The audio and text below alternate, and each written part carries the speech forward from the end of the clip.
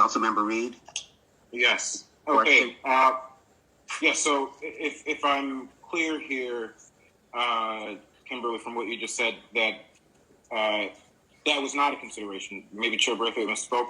That was not a consideration, in that we were trying to avoid residents being taxed on this income.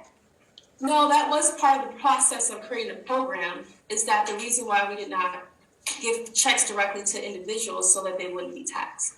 So if someone were to buy me a nice BMW and give me the car, and they were to pay for it directly to the dealer, an $80,000 Tesla, and someone gifted that to me, would I not still have to report that as income because someone gifted? W-9 goes to the dealership. I'm sorry? So the W-9 would not go to the homeowner. The W-9 would go to the vendor. Who told her that?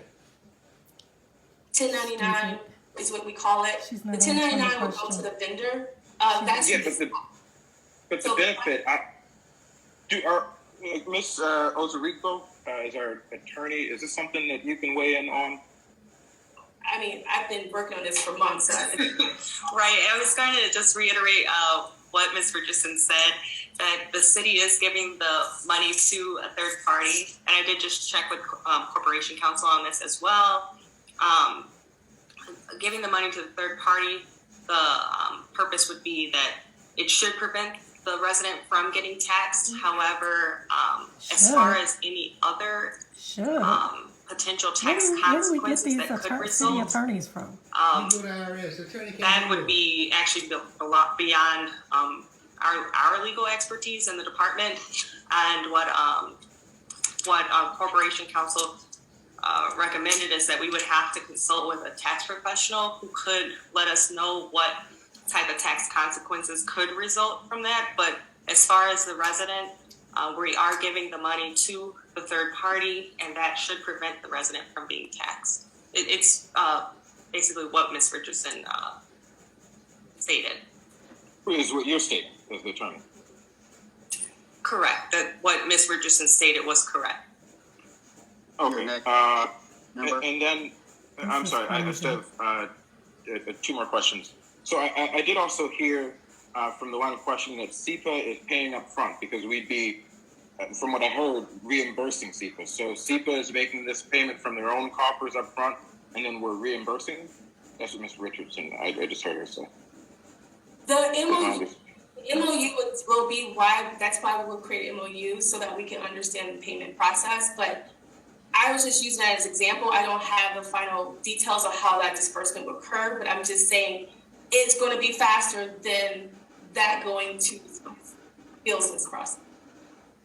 So MOU. So I will tell you right now that I cannot answer that question definitively, but that will be addressed of how funds are getting submitted, because we will want to have documentation as to the funds being submitted for our own purposes of making sure that funds are being expended the way that our program was designed. And so I know that, Councilman Reed, I recognize that you haven't really been engaged as much with the committee structure of it, but, a lot of this has been discussed regarding taxation and so forth.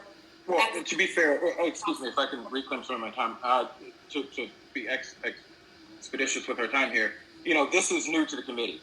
This is, it seems like the tax question, yes, it has been discussed, but I'm hearing our attorneys say should. And, when I'm watching closely the words, and there still is uncertainty about the tax, whether the resident will be taxed. I heard you say, and can I make a suggestion that we take this offline in terms of the tax question, and we please address the other questions? That's why I've been asking you. Well, but the reason I'm asking this is because it was stated by you as this is the reason why we're going with SEPA and why we're doing this process. That's why I'm asking this line of question, because you said that.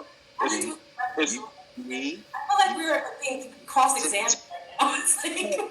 You heard myself make a comment, Ms. Richardson respond, as well as our corporate attorney, and you're still pressing the same issue. So I'm going to respectfully ask you to move on to your second question. Okay, great. I will do that. in the interest of time. And then one of the questions that was asked and not answered yet is, we're here voting on this SEPA to move this forward with SEPA, and we still don't know. It was stated that SEPA is paying up front, but then, what was just termed as cross-examined, when I asked about it, that then changed. And I don't know, from the faces that I saw from SEPA folks, it doesn't seem like SEPA is maybe willing to be on the line to pay this money up front. If I'm wrong, please correct me. Secondly, the cost. Councilmember Reese Simmons asked this and it wasn't answered. I had the same question. It was mentioned that there's a cost that would be associated, that could be associated with this, and that's not mentioned in the documents anywhere.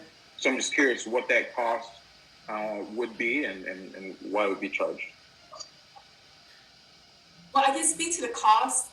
We are not being asked to pay that cost as a city. So that's SEPA, and that's SEPA's determination, that cost on and how they're going to be able to, support that decision of not charging the city. So I will leave it to Rob to answer that question. But as it relates to the conversation of how funds are going to be submitted, what I would like to do is look at how we've done previous arrangements with SEPA, but at the end of the day, however that will be, it will be spelled out in an MOU.